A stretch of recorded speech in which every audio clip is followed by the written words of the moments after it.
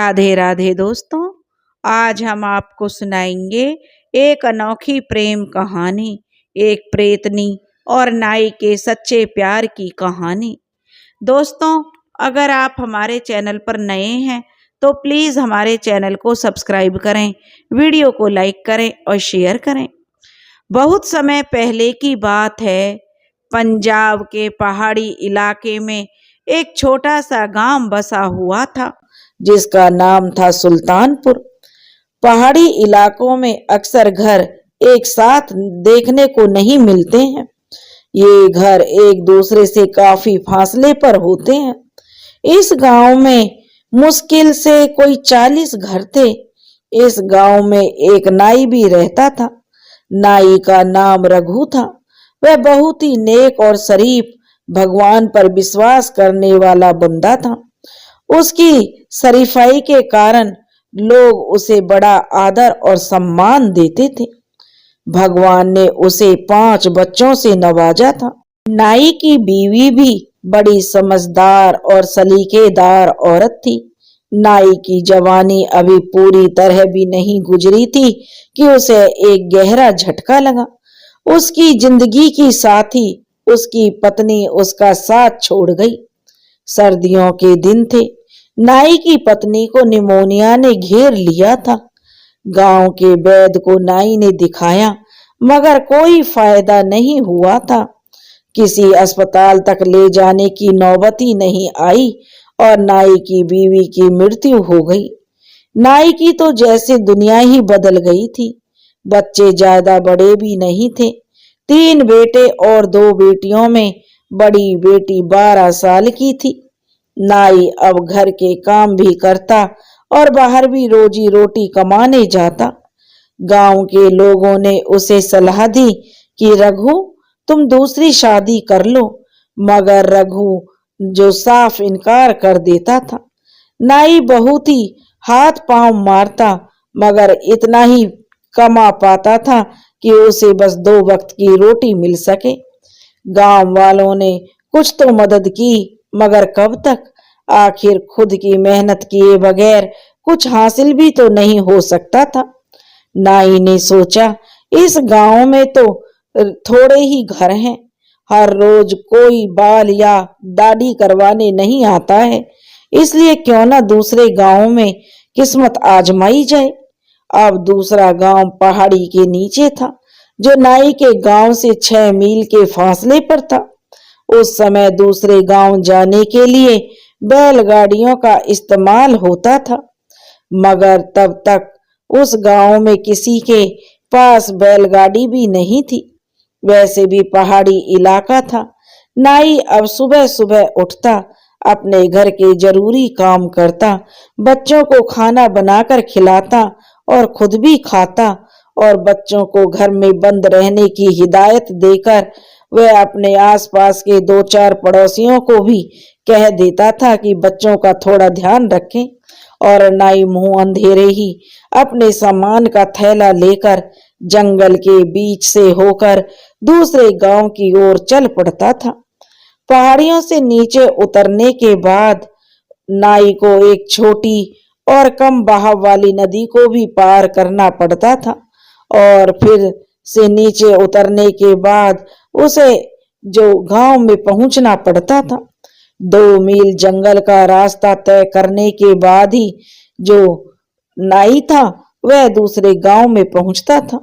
दूसरे गांव में जाकर काम करने से अब नाई की माली हालत में काफी सुधार आ गया था। बस मुश्किल था तो उसका आना और जाना, मगर नाई अब इसका आदी हो चुका था। दूसरे गांव में काम करते करते नाई को अब 5 महीने गुजर चुके थे।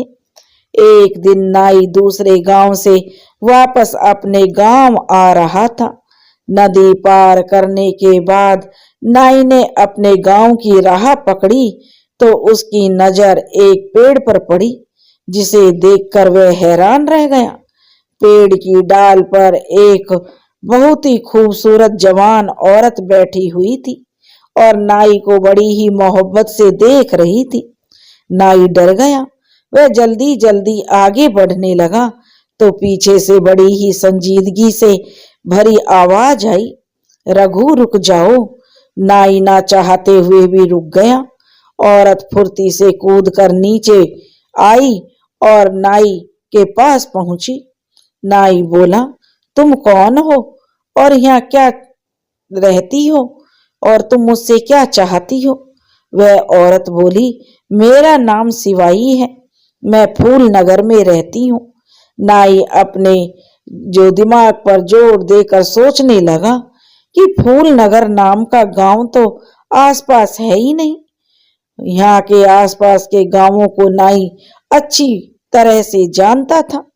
वह औरत मुस्कुराकर बोली, गांव तो यही है रघु, बस तुम्हें पता नहीं है। नाई बोला, मैं क्या करूं? औरत बोली, रघु, मैं तुम्हें हर रोज यहाँ से जाते हुए देखती हूँ। आज बात करने को दिल चाहा तो चली आई। नाई बोला, देखो मेरे घर में मेरे बच्चे मेरी राह देख रहे होंगे, मुझे जल्दी ही जाना है और अब मेरे पास बात करने का भी समय नहीं है। नाई इतना कह करके आगे चलने लगा। जब नाई घर गया और खाना बनाकर बच्चों को खिला पिलाकर सो गया तो उसने उस औरत वाली घटना को बारे में ज्यादा नहीं सोचा और अगले 2-3 दिनों तक नाई को वह औरत नहीं मिली, क्योंकि दिन अब जल्दी जल्दी ढलने लगा था। नाई अब अपने साथ एक छोटी सी लालटेन रखने लग गया था। 5वें रोज फिर वह औरत नाई को उसी जगह पर मिली। आज नाई को वह औरत लालटेन की रोशनी में कुछ ज्यादा ही खौफनाक और डरावनी लग रही थी। एक लम्हे को तो नाई डर ही गया था और बोला उस औरत से कि मेरा रास्ता छोड़ो। नाई बोला, क्या बात करनी है तुम्हें मुझसे? इस समय घर से निकल आती हो, तुम्हारे घर में क्या तुम्हें रोकते टोकते नहीं है? देखो क्या समय हुआ है और आकर मेरा रास्ता रोक लेती हो। तुम्हारे माँ बाप तुम्हें टोकते नहीं है जो तुम इस बियाबान जंगल में अकेली मुझे मिल जाती हो। तब वह औरत बोली, रघु, मुझे कौन रोक टोक सकता है? नाई ने कहा, तो फिर तुम्हारे घर वाले लापरवाह हैं जो तुम्हें नहीं रोकते। वह औरत बोली, रघु, मुझे कोई नहीं रोक सकता, मैं तुम्हें दिल से पसंद करती हूँ। मैं तुम्हें पिछले 2 महीने से यहाँ से गुजरते हुए देख रही हूँ।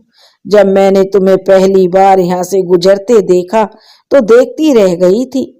नाई ने कहा, देखो मेरे 5 बच्चे हैं, मेरे पास इन फालतू की बातों के लिए बिल्कुल समय नहीं है। वह औरत बोली, रघु, तुम कुछ ना कहो, मैं तुम्हारे बारे में सब जानती हूँ, क्या तुम मुझसे विवाह करोगे? उसकी इस बात पर नाई हक्का बक्का रह गया।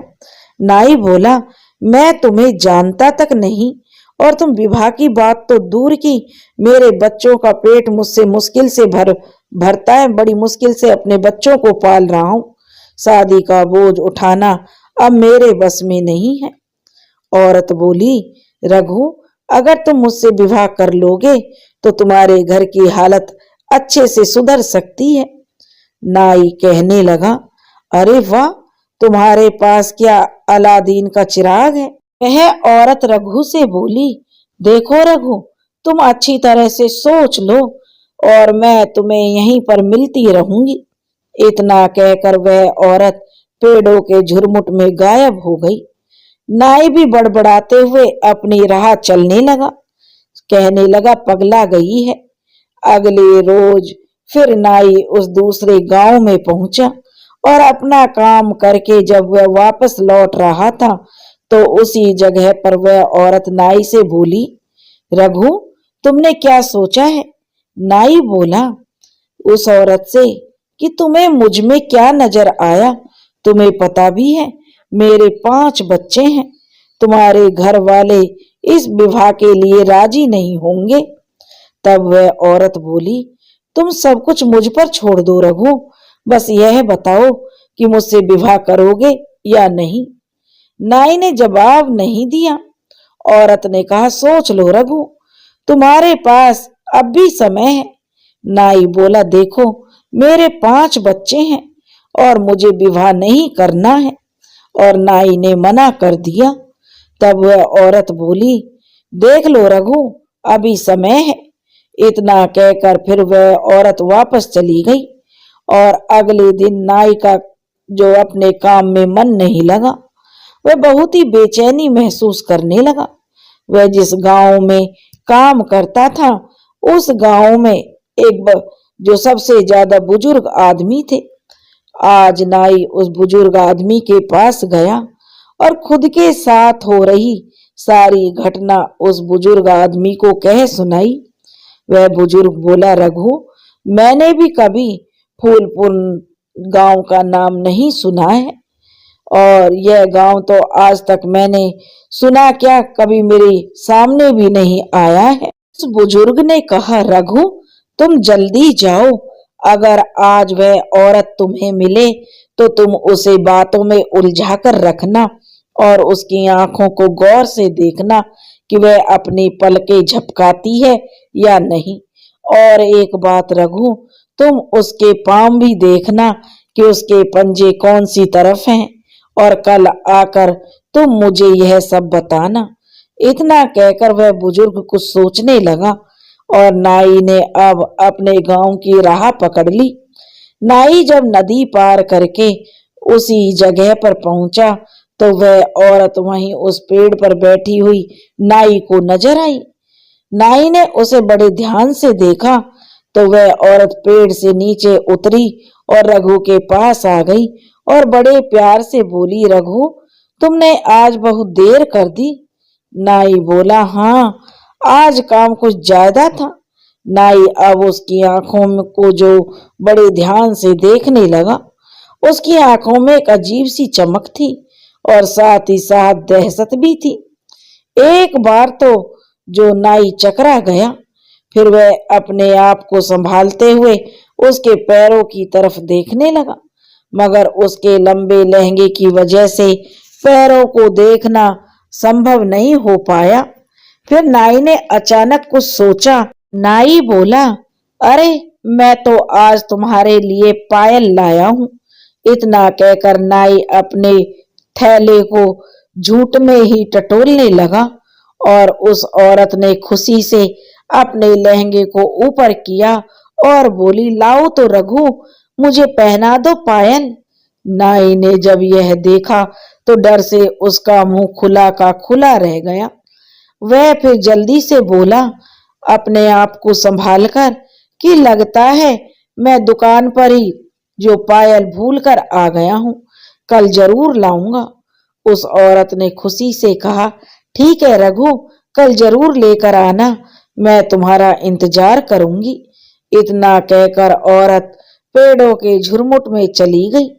नाई जल्दी जल्दी जो चलते हुए अपने घर पहुंच गया और सब काम किए घर के, और चारपाई पर लेटा तो सारी रात नींद नहीं आई।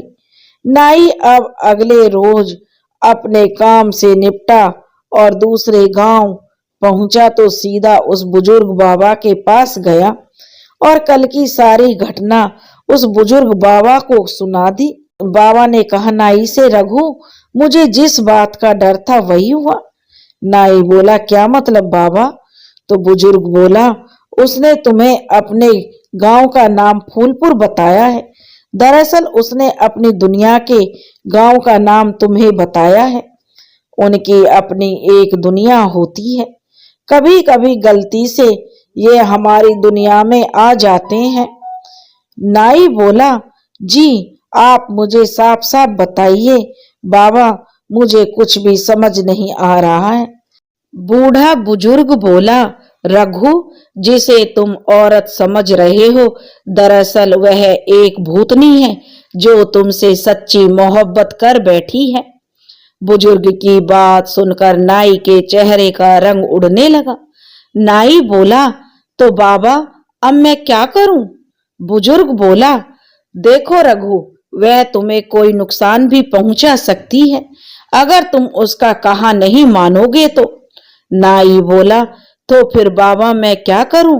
बुजुर्ग ने कहा, रघु, तुम उसे मीठी मीठी बातों में उलझाकर जो उसके बाल काट लेना और फिर वह पूरी तरह से तुम्हारे कब्जे में हो जाएगी और कभी भी तुम्हारे खिलाफ नहीं जा पाएगी।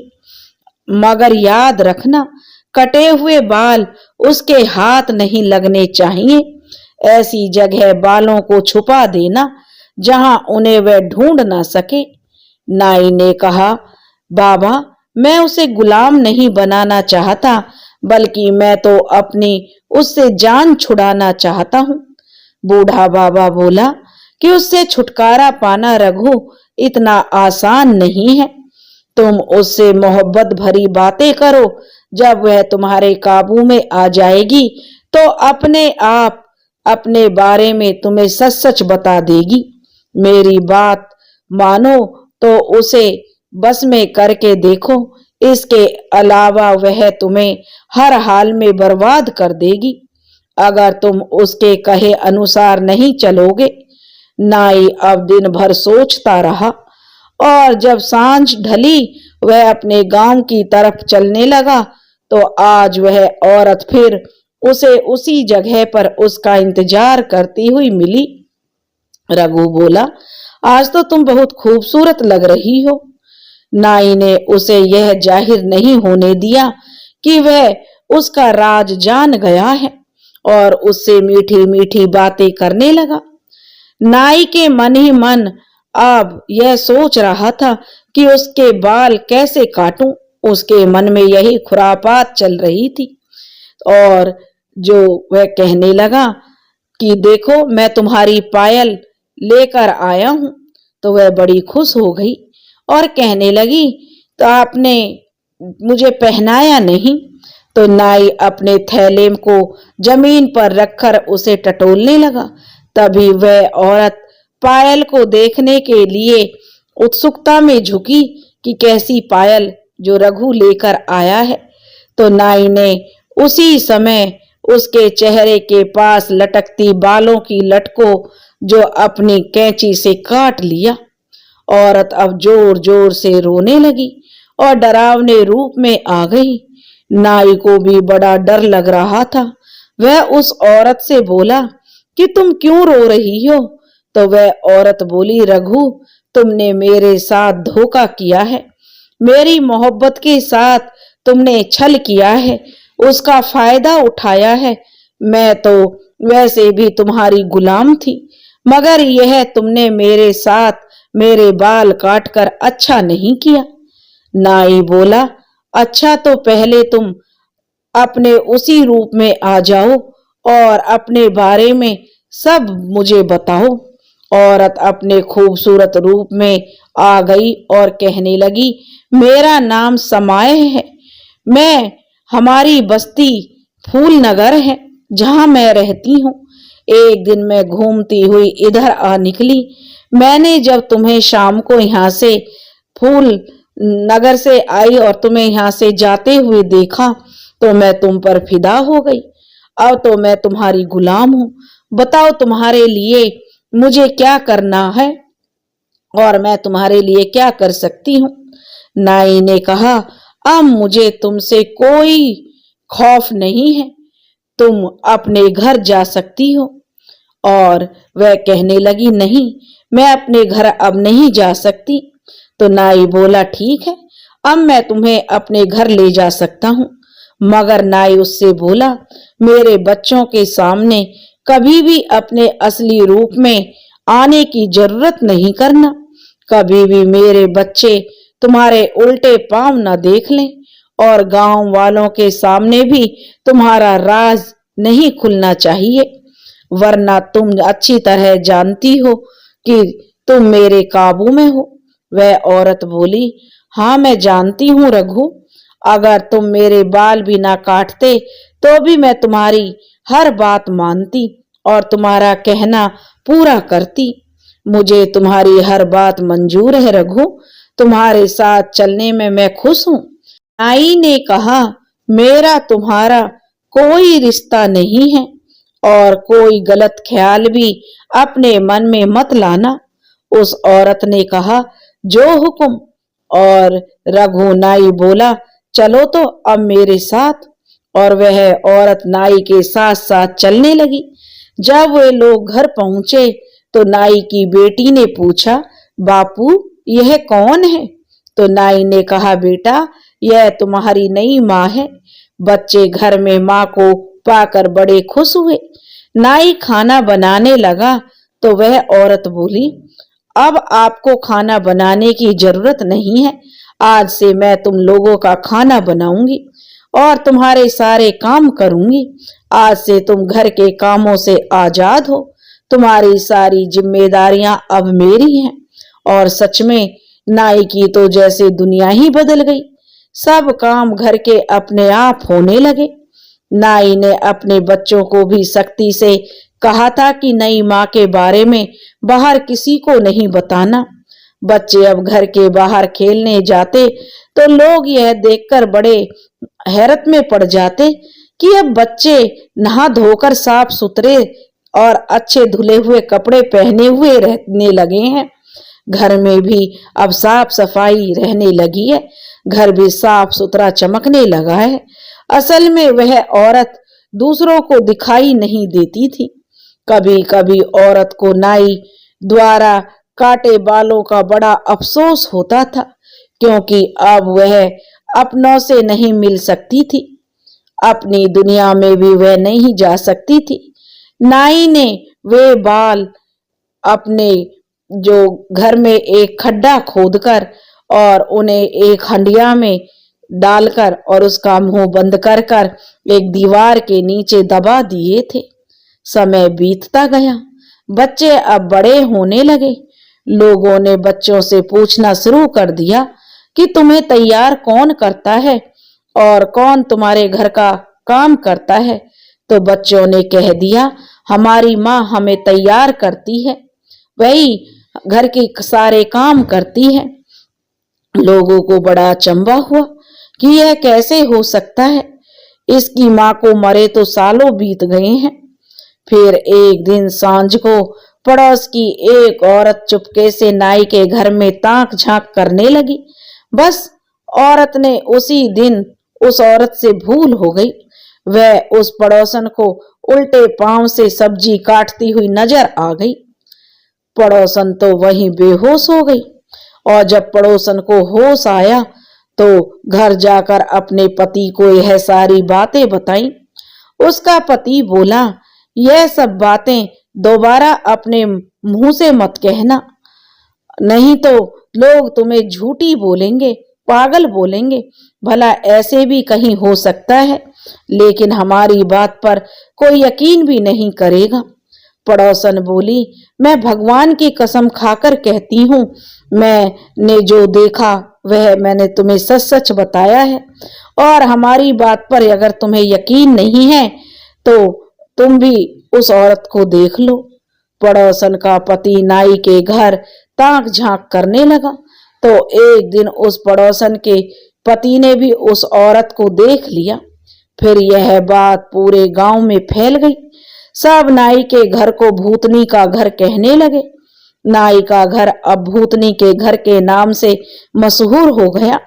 उड़ते उड़ते यह बात नाई के कानों में भी पहुंची तो नाई को बड़ा गुस्सा आया कि यह तो गांव में बदनामी हो रही है। अब नाई घबराया हुआ सा घर जाकर उस औरत से बोला, मेरे बारे में लोग तरह तरह की बातें कर रहे हैं। मैंने तुमसे कहा था ना, किसी के सामने अपने आप को जाहिर मत होने देना। तो वह औरत बोली कि मैंने रघु यह सब जानबूझकर नहीं किया। मैंने कई साल तुम्हारे यहाँ तुम्हारे घर और बच्चों की देखभाल की है और अब तुम मुझे आजाद कर दो। मगर नाई को अब उसका आदत हो चुकी थी, क्योंकि हर काम तैयार मिले जिसे तो कौन पागल उसे आजाद करेगा। नाई ने उसे आजाद करने से इनकार कर दिया। कुछ दिनों बाद नाई का सबसे छोटा लड़का उसी दीवार के पास जहां नाई ने औरत के बाल हंडिया में डाल करके छिपाए थे, खेल खेल में जो वहां की मिट्टी खोदने लगा। मिट्टी खोदते खोदते घनी देर हो गई।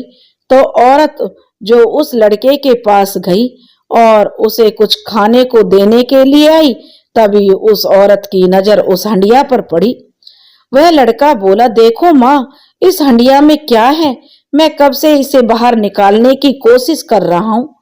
उस औरत ने हंडिया को बाहर निकाला और अपने कटे हुए बाल उसमें पाए तो फौरन उसने उन्हें चूल्हे में डालकर जला दिया। अब औरत उस नाई रघु की कैद से आजाद थी। नाई अब शाम को जब घर आया तो औरत बोली, रघु, मुझे अब यहाँ से जाना चाहिए। मुझे अपनों की बहुत याद आ रही है और तुम्हारे बच्चे भी अब बड़े हो गए हैं। यदि मैं तुम्हारी गुलाम रही और इसी दौरान अगर तुम इस दुनिया से चल बसे तो मैं यहीं इस घर में कैद होकर रह जाऊंगी। नाई बोला, हरगिज नहीं। औरत बोली, रघु, मैं तो तुम्हारे मन की जो ले रही थी कि तुम्हारे मन में क्या है। मैं तो अब आजाद हूं। तुम उन बालों की हिफाजत नहीं कर सके। मैं जाने से पहले तुम्हारे लिए उस हंडिया में कुछ छोड़कर जाना चाह रही हूँ, क्योंकि मैं तुमसे सच्ची मोहब्बत करती हूँ। मैं तुम्हें इतना कुछ देकर जाऊंगी कि तुम्हारी आने वाली जिंदगी आराम से कटेगी। इतना कहकर वह औरत गायब हो गई और रघु उसे आवाज देता रह गया। नाई अब अपना सिर पीट पीट कर रोने भी लगा। नाई ने हंडिया को तलाश किया तो उसमें ढेर सारे सोने के सिक्के निकले। इसी गांव में रहते रहते अब वह इस कलंक को धो नहीं सका था। सब लोग उसे भूतनी के घर के नाम से ही जानने लगे थे। रघु ने लाख कोशिशें की सफाई देने की, मगर फिर भी उसके घर को सब लोग भूतनी का घर ही कहने लगे। अब रघु को भी यह बात बुरी लगने लगी कि सब उसके घर को भूतनी का घर कहते हैं। इसलिए रघु ने शहर में दूसरा घर खरीद लिया और बच्चों के साथ वह शहर रहने चला गया और उस गांव को छोड़ दिया। दोस्तों, अगर आपको हमारी कहानी पसंद आई हो तो प्लीज हमारे चैनल को सब्सक्राइब करें, वीडियो को लाइक करें और शेयर करें। राधे राधे।